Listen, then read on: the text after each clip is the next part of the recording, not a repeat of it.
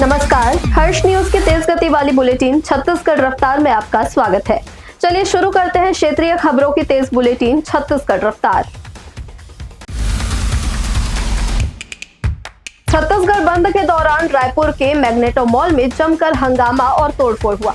आरोप है कि बजरंग दल के 30 से 40 कार्यकर्ता लाठी डंडे लेकर मॉल के अंदर घुसे और लोगों से धर्म और जाति पूछते हुए सामान तोड़ना शुरू कर दिया। इस घटना से मॉल में मौजूद स्टाफ और कर्मचारी दहशत में आ गए। मैग्नेटो मॉल की मार्केटिंग हेड ने बताया कि मॉल पूरी तरह बंद था और उन्होंने बंद का समर्थन भी किया था।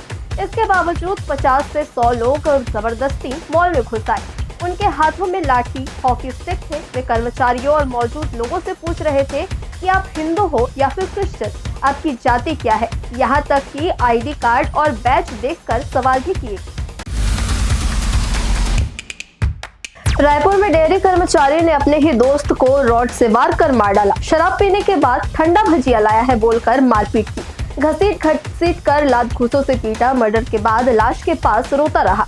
वारदात सीसीटीवी कैमरे में भी कैद हुई है। मामला खम्हारडी थाना क्षेत्र का है। जानकारी के मुताबिक मृतक का नाम दुर्गेश धृत लहरे है। वहीं मर्डर करने वाले का नाम सन्नी साहू है। सन्नी साहू ने पहले दुर्गेश धृत लहरे को जमीन पर पटका, जिसके बाद चाकू मारा, फिर लात घूंसों से भी पीटा, जिसके बाद मौत हो गई।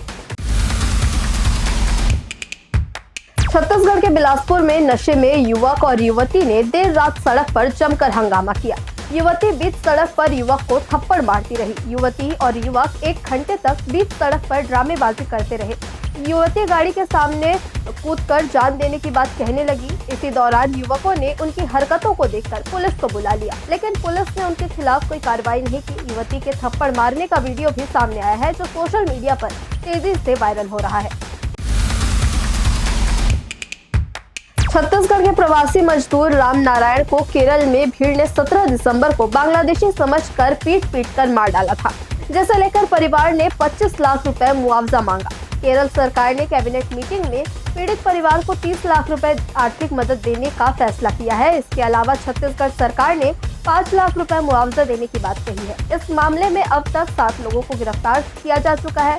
पुलिस का मानना है कि महिलाओं समेत करीब 15 आरोपी इसमें शामिल थे। छत्तीसगढ़ में मंत्रियों, नेताओं और वरिष्ठ अधिकारियों को दिए जाने वाले गार्ड ऑफ ऑनर की परंपरा को समाप्त कर दिया गया है।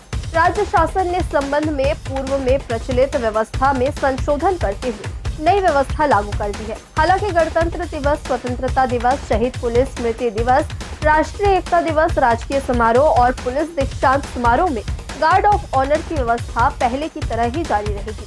गृह विभाग द्वारा जारी निर्देशों के अनुसार पुलिस बल की कार्य क्षमता बढ़ाने और औपनिवेशिक परंपराओं को समाप्त करने के उद्देश्य से गार्ड ऑफ ऑनर से जुड़े नियमों से संशोधित किया गया है। प्रधानमंत्री आवास योजना दिसंबर 2025 के बाद बंद हो जाएगी। इसके बाद इस योजना के तहत कोई भी नया आवास स्वीकृत या निर्मित नहीं किया जाएगा।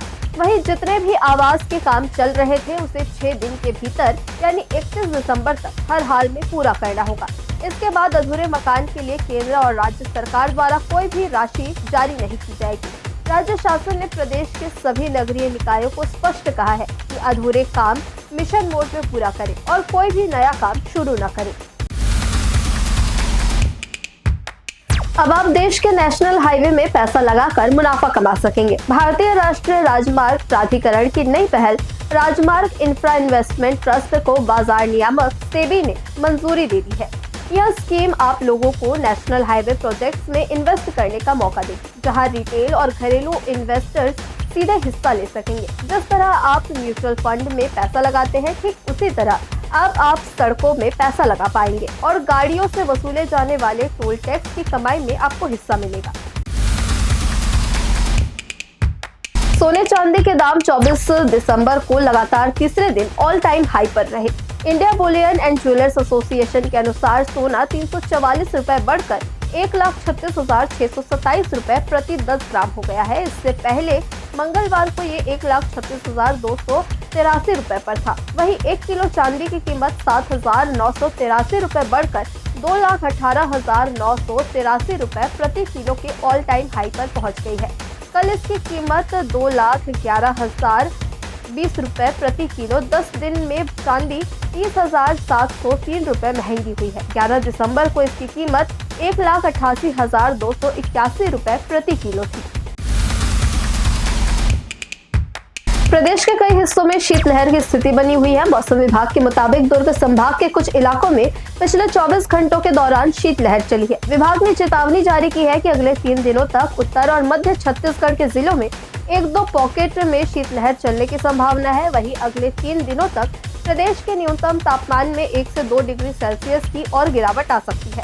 पिछले 24 घंटे की बात करें तो सरगुजा संभाग का अंबिकापुर देश में सबसे ठंडा रहा, जहां न्यूनतम तापमान 5.5 डिग्री सेल्सियस दर्ज किया गया है। वहीं सबसे गर्म दुर्ग रहा, जहां अधिकतम तापमान 31.2 डिग्री सेल्सियस रहा। नए साल में दक्षिण पूर्व मध्य रेलवे बिलासपुर जोन से होकर चलने वाली एक्सप्रेस और पैसेंजर ट्रेनों का समय बदल जाएगा। नई समय सारिणी 1 जनवरी से लागू हो जाएगी। नए टाइम टेबल के अनुसार पैसेंजर और एक्सप्रेस ट्रेनों के समय में 5 से 25 मिनट तक का बदलाव किया जा सकता है। रेलवे ने गाड़ियों के परिचालन के समय में गति बढ़ाते हुए समय की बचत करने का दावा किया है। दक्षिण पूर्व मध्य रेलवे ने यात्रियों से अपील की है कि यात्रा से पहले नई समय सारिणी की जानकारी जरूर प्राप्त कर लें, ताकि किसी भी प्रकार की असुविधा से बचा जा सके। छत्तीसगढ़ रफ्तार की आज की बुलेटिन में बस इतना ही। अपने आसपास की खबरों से जुड़े रहने के लिए हमेशा बने रहे हर्ष न्यूज के साथ। नमस्कार।